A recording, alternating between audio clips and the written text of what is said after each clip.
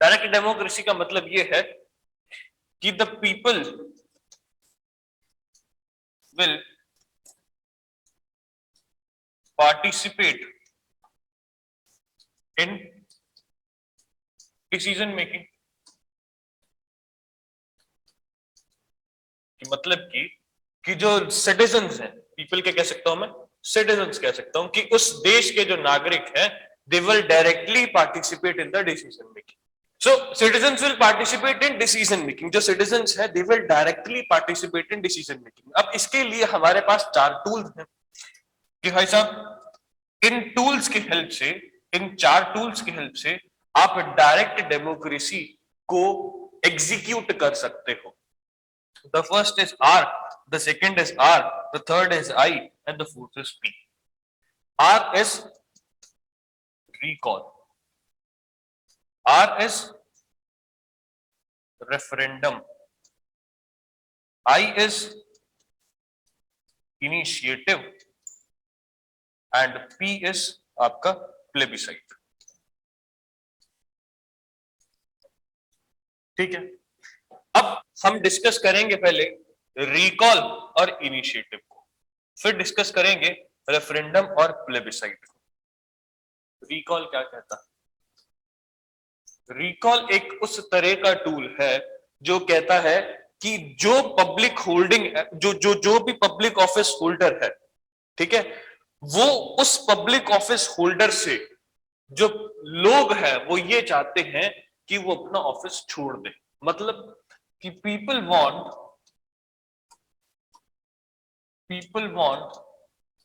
The public office holder to resign, कि भाई साहब आप अपना रेजिग्नेशन दे दो।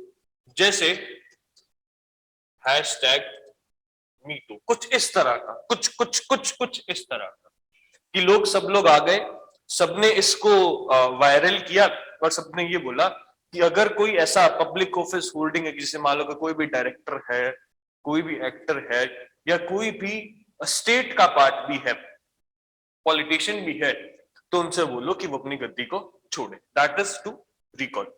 द सेकेंड इज आपका इनिशिएटिव।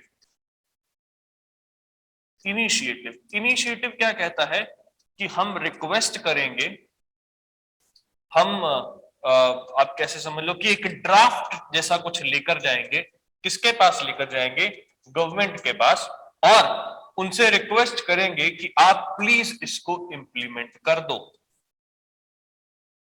जैसे आपका लोकपाल बिल, कि हमने एक ड्राफ्ट बनाया कि इस तरह का लोकपाल बिल होना चाहिए, और फिर हमने गवर्नमेंट से रिक्वेस्ट किया कि आप इसको इंप्लीमेंट करो। लोगों ने, कौन रिक्वेस्ट करेगा? ऑब्वियसली इसमें जो देश के नागरिक होंगे वो ही रिक्वेस्ट करेंगे। अब आते हैं नेक्स्ट, मैं कंपेयर करता हूं आपका रेफरेंडम और प्लेबिसाइट में।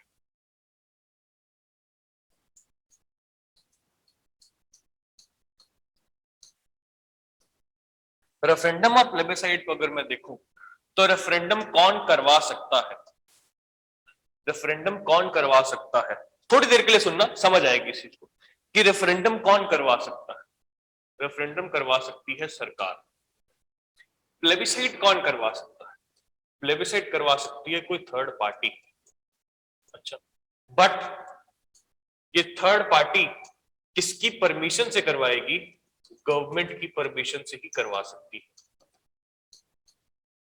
और मैक्सिमम ऑफ द केसेस में, मतलब कि यूजुअली ये थर्ड पार्टी कौन होती है?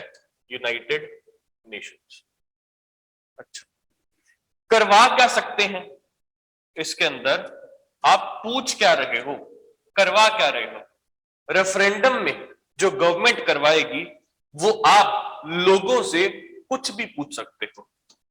जैसे चंडीगढ़ के लोगों से ये पूछा गया कि, एग्जाम्पल ऐसा हुआ नहीं है, चंडीगढ़ के लोगों से ये पूछा गया कि क्या हमें साइकिल के लिए एक अलग ट्रैक बनाना चाहिए, नहीं बनाना चाहिए।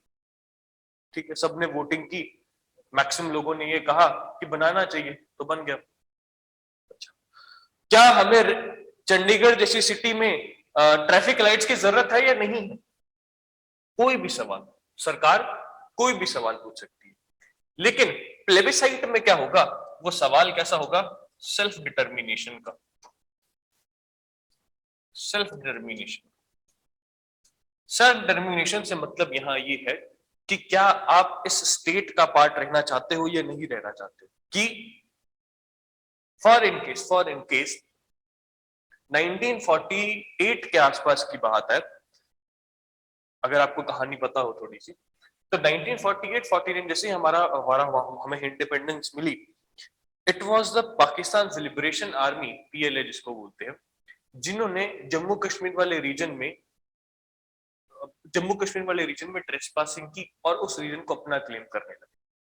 वहां पर प्रॉब्लम क्या थी, वहां पर हमारे पास एक राजा था जिनका नाम था राजा हरि सिंह। उस टाइम पर Raja Hari Singh never wanted to be a part of India, neither to be of Pakistan. But जब उन पर अटैक क्यों हुआ, क्योंकि जम्मू कश्मीर वाले रीजन की जो मैक्सिमम पॉपुलेशन थी वो थी आपकी मुस्लिम, और उसके जो राजा थे वो थे हिंदू। तो उस तरीके से मुस्लिम जो पाकिस्तान वाले लोग थे उनको ये रियलाइज हुआ कि इसको हमारा पार्ट होना चाहिए। बट इंडिया ने इस चीज में कोई इंटरफेरेंस नहीं की। अल्टीमेटली उनका जो भी ट्रीटी वगैरह साइन हुई वो सारी लंबी बात की बात है। अल्टीमेटली यूनाइटेड नेशन ने इंटरफेयर किया इस चीज में, या हमने कहा कि यूनाइटेड नेशन इंटरफेयर करना चाहिए, जवाहरलाल नेहरू साहब ने कहा कि यूनाइटेड नेशन को इंटरफेयर करना चाहिए।